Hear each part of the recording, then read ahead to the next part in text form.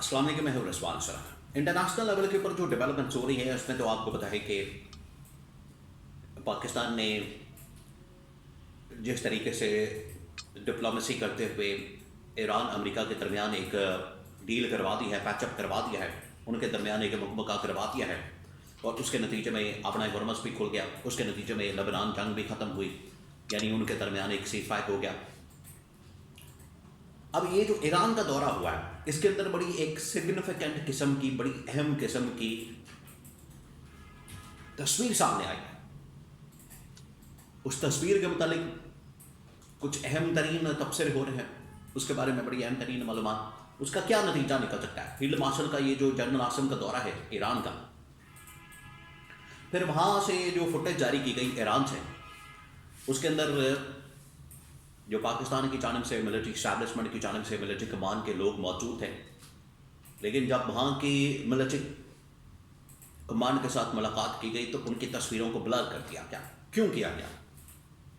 इसके बारे में बड़ी अहम तरीन मालूमात। और यहाँ पर आसिफ अली जरदारी की पोजीशन क्यों ख़तरे में पड़ गई है और अगले 1 महीने में, 2 महीने में क्यों ईवान सदर के अंदर तब्दीली की बात की जा रही है, इसके बारे में बड़ी अहम तरीन मालूमात मेरे पास मौजूद है, वो आपके साथ में शेयर करता हूँ। देखिए, ईरान से ये जो एक तस्वीर सामने आई है, field marshal army chief general Asim Munir अपना दौरा उन्होंने मुकम्मल किया और ये पूरा एक जो मिलिट्री इस्टेब्लिशमेंट थी, मिलिट्री कमांड थी, वो सारी के सारी वहाँ पर मौजूद थे। कोई एक आदमी, कोई एक शख्स, कोई एक बंदा सिविल हुकूमत की जानिब से मौजूद नहीं था। मोहसिन नकवी भी इस्टेब्लिशमेंट के नुमाइंदे, इस्टेब्लिशमेंट के आदमी, वो उनके साथ मौजूद थे। सिर्फ एक कैबिनेट के मिनिस्टर इंटीरियर, बाकी सारे वो थे जो कि मिलिट्री कमांड से थे। और इसके अंदर एक भी अब ये कैबिनेट से फॉरेन मिनिस्टर या डिफेंस मिनिस्टर या फाइनेंस मिनिस्टर या फॉरेन मिनिस्ट्री का कोई आदमी, कोई मौजूद नहीं था। अब वहाँ पर जो तस्वीर बनाई गई है उसमें field marshal army chief general Asim Munir की पहले तो मिलिट्री कमांड के साथ, ईरान की मिलिट्री कमांड के साथ भी मुलाकात हुई, जो कि उनका पासदारान इनकलाब है, IRGC, रेवोल्यूशनरी गार्ड्स,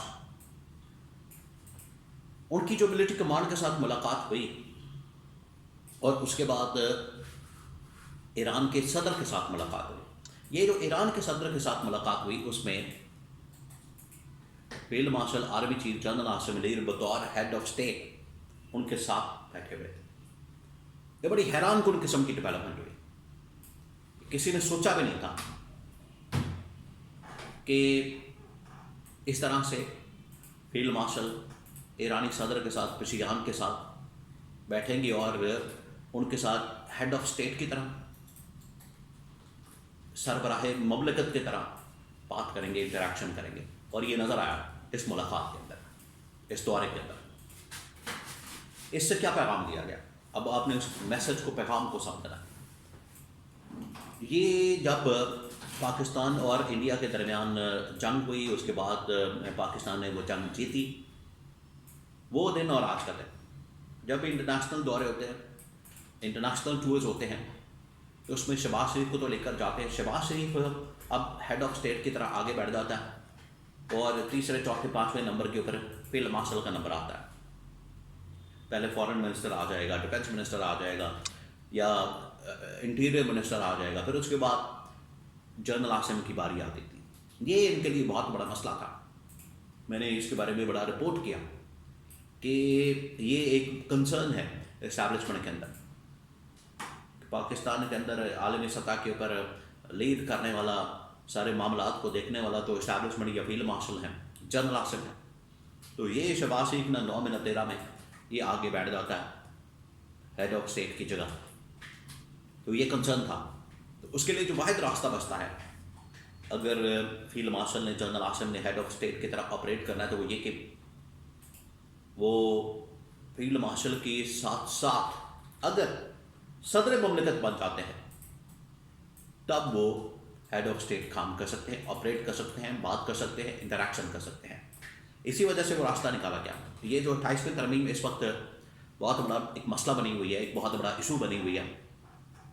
किस वजह से? उसके पीछे वजह यही है, 28वीं तरमीम अगर हो जाती है तो उससे ना सिर्फ मज़ीद सूबे बन जाएंगे, ये जो सूबों के अंदर इन्होंने बदमाशी की हुई है, ये जो सूबों के अंदर इन लोगों ने अपना एक राज कायम किया हुआ है, ये जो सूबों के अंदर इन्होंने अपना एक कंट्रोल कायम किया हुआ है, और वहाँ से लूट मार, वहाँ से ये लोग अपनी सारी इजारादारी करते हैं, वो एक बोन ऑफ कंटेंशन बन चुकी है इस वक्त इस्टेब्लिशमेंट और इन सियासी जमातों के दरमियान। तो 28वीं तरमीम में जहाँ पर ये वाला मामला होगा सूबों के इख्तियारात के मतलब NFC अवार्ड, वहीं पर जो एक बहुत अहम तरीन आर्टिकल से शामिल किया जाएगा वो ये कि सदर को किसी तरह से फारिग किया जाए और सदर की जगह फील्ड मार्शल आ जाए या इनकी रिप्लेसमेंट किसी और तरीके से कर दी जाए, ताकि ये जो फील्ड मार्शल चाहते हैं ये हेड ऑफ स्टेट के तौर पर काम कर सके, ऑपरेट कर सके, नेगोशिएट कर सके, कम्युनिकेशन कर सके। ये है असल में इसके पीछे कहानी, और ये तस्वीर बताती है, आप जाके तस्वीर देखें, आपको आइडिया हो जाए, आपको अंदाज़ा हो जाए कि ये जो तस्वीर आई है इस वक्त जनरल आसिम की मसूद पशेयान के साथ, ईरान के सदर के साथ, वो तस्वीर असल में बहुत कुछ बता रही है। अब ईरान का, और आप इससे एक और चीज़, लास्ट जब 23 मार्च गुजरी है, 23 मार्च के ऊपर ना को परेड का एहतमाम किया था जिसमें सदर को बुलाया जाता है तो सुप्रीम कमांडर की अब ऐसी हैसियत ख़त्म हो चुकी है, क्योंकि फील्ड मार्शल के पास, जनरल आसिम के पास जहाँ पर फील्ड मार्शल का होता है वहीं पर उनके पास CDF का, चीफ ऑफ डिफेंस फोर्सेस का भी होता है, यानी अब वो चीफ बन चुके हैं तमाम फोर्सेस के बजाय के सुप्रीम कमांडर, और उस वक्त से लेके आज तक वो वहाँ पर मौजूद है। आप देखें ये जब ये सारी एक्सरसाइज हुई है मुज़ाकरात के हवाले से, सदर और बिलावल कहीं आपको नज़र नहीं आ रहे। इन्होंने जो हरकतें की हैं, और ख़ास तौर पर बिलावल भुट्टो की एक जो ऑडियो इस्टेब्लिशमेंट के मतलब, ख़ास तौर पर फील्ड मार्शल के मतलब, वो इनके गले पड़ चुके हैं। वरना जब ये लास्ट टाइम पाकिस्तान इंडिया की जंग के बाद डिप्लोमेटिकली पाकिस्तान को एक्टिव किया गया तो बिलावल ने लीड किया था, और आप देख लें पिछले ये 1 महीने से जो एक एक्सरसाइज हुई है डिप्लोमेटिक इस जंग के बाद ईरान की, तो इसमें बिलावल या पीपल्स पार्टी का कोई भी बंदा शामिल है। अब तो खैर उसमें नून लीग को भी फारिग कर दिया गया। तो ये अब ये 2-4 दिन है, मामला ठंडा हो जाएगा, सेटल हो जाएगा, उसके बाद फिर ये शहबाज शरीफ की बारी आएगी और आसिफ जरदारी की बारी आएगी, और अब बाकायदा मैसेज तस्वीरों के ज़रिए से भी और बाकायदा पैगाम पहुँचा दिया गया।